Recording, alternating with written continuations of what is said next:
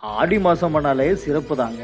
அதுலயும் இந்த 2025ஆம் ஆண்டுல வந்த ஆடி மாதம்னாலே மிக மிக சிறப்புங்க. அதுல பாருங்க இன்னைக்கு ஆடி வெள்ளிக்கிழமையோட கூடிய பௌர்ணமி நாளுங்க. இந்த சக்தி வாய்ந்த ஆடி வெள்ளியோடன் கூடிய பௌர்ணமி நாள்ல அனைத்து அம்மன் கோவிலும் விசேஷம் நடைபெறும்.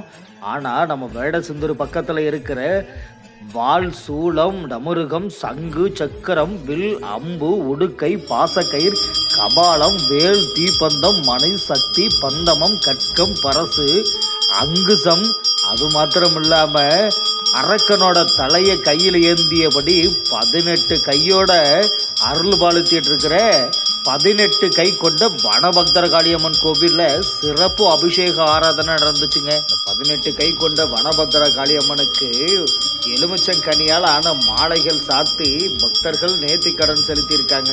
இந்த பௌர்ணமி பூஜையினோட சிறப்பு என்னன்னு கேட்டா, தொழில் முடக்கமாகி செல்வ சூழ்நிலைகள்லாம் சீர்குலைந்து இருக்கிறவங்களுக்கு மீண்டும் வாரி வழங்கி 18 கையினால வனபக்தர காளி ஆயுதங்களை வச்சுட்டு வரும் பக்தர்களுக்கு செல்வத்தை பெருக்கக்கூடிய வகையில தாங்க இந்த பூஜை நடந்திருக்கு.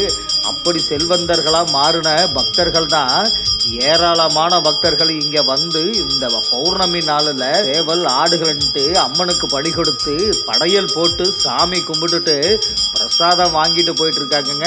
இப்படிப்பட்ட சக்தி வாய்ந்த கோவில் நம்ம ஊர்லயும் இருக்குதுங்க.